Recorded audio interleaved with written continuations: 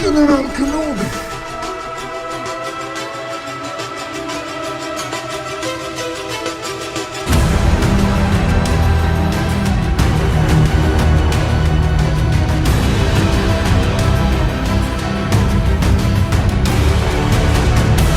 Today we're taking a look at the Hot Toys General Kenobi. Let's get at it.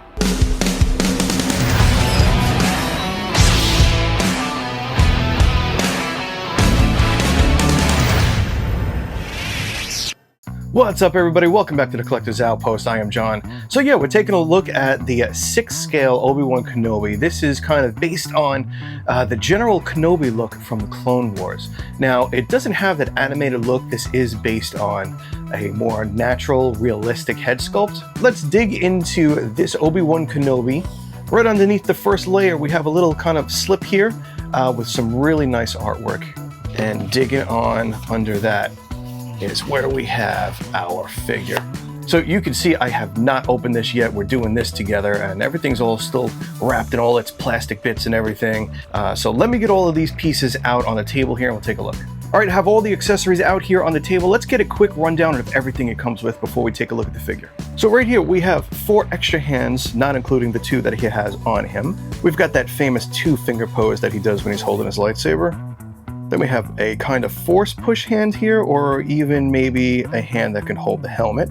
Then we have one of 2 lightsaber hands. The other one's actually on him right now. Now this does look like a blaster hand, but we don't have any blasters here, so I'm not really sure what I would do with this one. And then of course we have 2 beautiful lightsabers. This one is unpowered, just like a belt hanger. This one has the power cable to go to the USB box. And here is the USB box where the powered lightsaber will go into. It's a standard USB-C. You will have to buy your own USB-C cable because they do not provide a cable for that. That drives me a little crazy. Then we have 2 spots to connect your saber in and our power switch there on the side. You also get one of these swooshy style blades that will go into either of the hilts, powered or not powered, along with a standard, more static looking blade. Also included is this little hologram of Anakin, but I wind up never using the holograms for anything, so they wind up going right back in the box. But it's great if you're doing photography and you want an extra shot. You could put this in Kenobi's hand as if he's talking to Anakin. And we have some binoculars. And we also have a clone trooper helmet, but I won't be putting this on Kenobi because I want to see that beautiful head sculpt. But you could pop this in his hand and give a nice pose holding this helmet, which I think would be really cool. This actually has some fairly nice weathering throughout the whole helmet here. We've got all dirt and grime up on top there and all around the side. So this is actually done very nicely.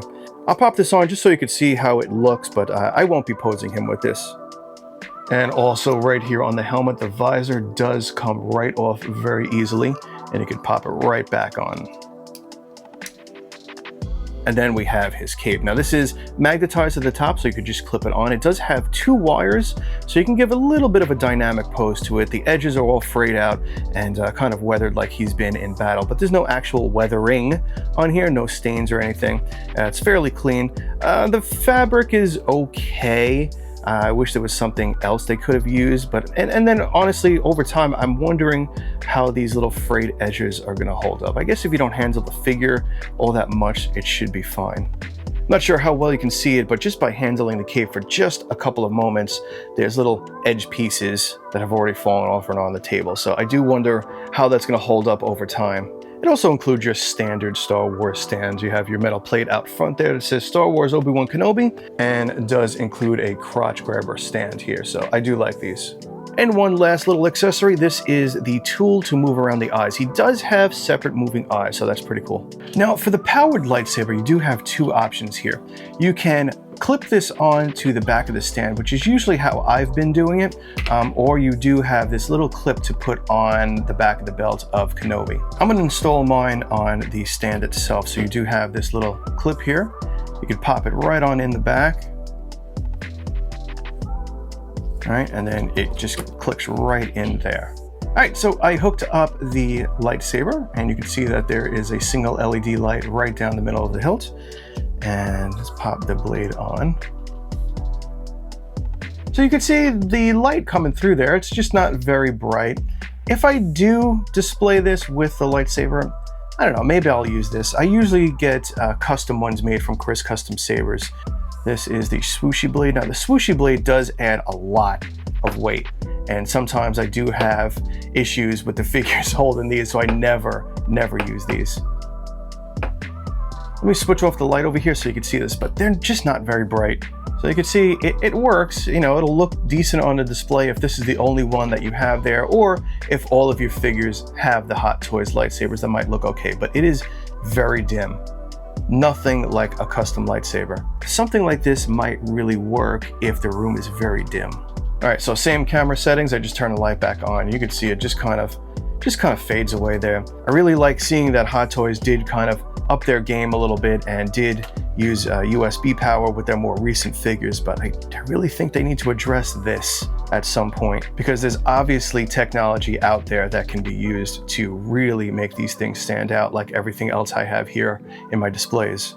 All right, let's take a look at this figure, because I think this head sculpt is fantastic.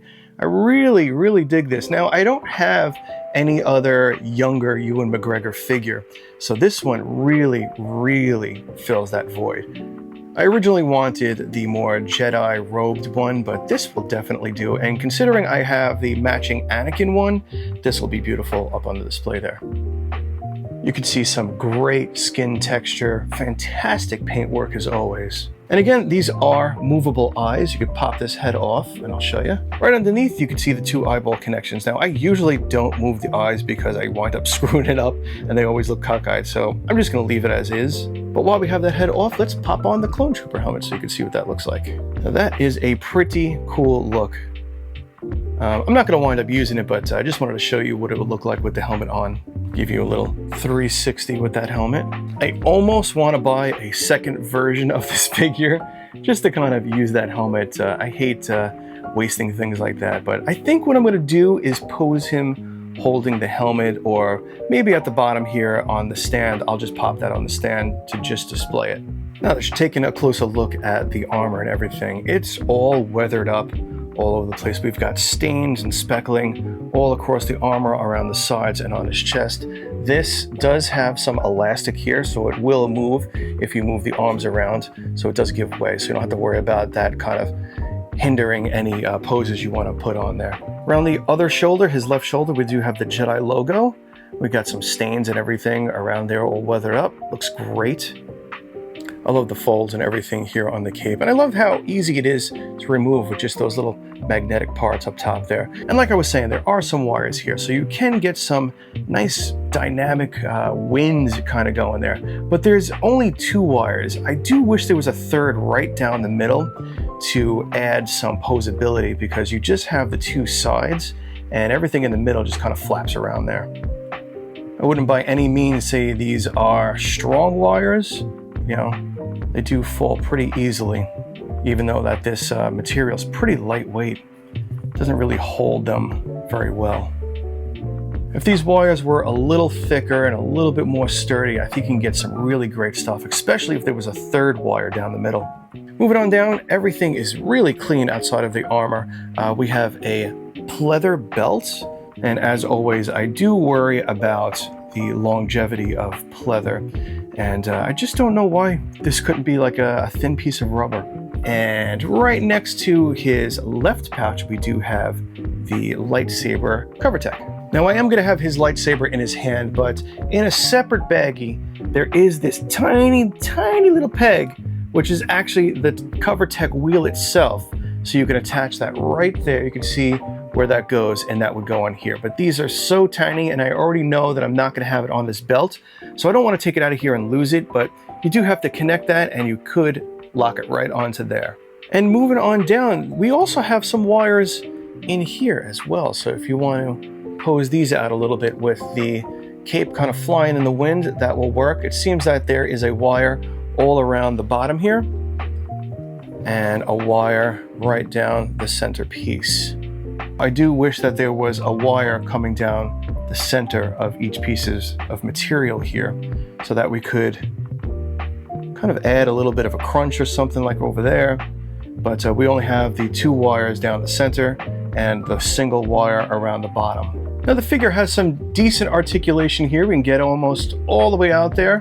Got about 90 degrees there. The arms do twist, and it does look like you can get them up a little bit. And to the front, they don't seem to go too far forward. I don't want to push too much. And it does seem like I'm having a hard time getting them forward, but they should. There we go. A little bit over there. I think there's more than enough there to get a really good lightsaber pose out of him.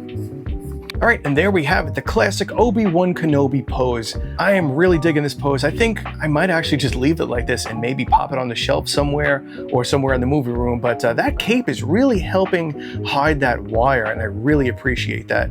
Now, I do have my battery pack connected to it. This is what the lightsaber looks like in a dimly lit room. It's actually just a smidge brighter on camera than it is in person, but it works, especially if this is your only figure on a shelf. Now you can see just from the figures over here on the display, it is a huge difference in brightness. These are the custom ones that I get made. All right, so I readjusted the lighting in the room here to try to give you a better representation of what this actually looks like in person. So you could see that the blade is quite a bit dim, and here are my room lights. All right, so you can see that, you know, it basically disappears. Doesn't even look like it's on. And here are the custom lightsabers I have. So you can see those are much brighter, and those are only on, I believe, setting 2. And the Hot Toys is virtually non-existent. All right, I think that is about it. This is the Hot Toys 6-scale Obi Wan Kenobi Clone Wars version with the Ewan McGregor head sculpt. Let me know what you guys think down below in the comments, and don't forget to help out the channel by hitting the like, subscribe, and notification button for upcoming videos. I have a ton of lightsabers and more Hot Toys 6-scale figures on the way as well. So you don't want to miss those, so make sure you click all those things down there, and I will see you all on the next video. Be safe and kind out there in the world. See ya.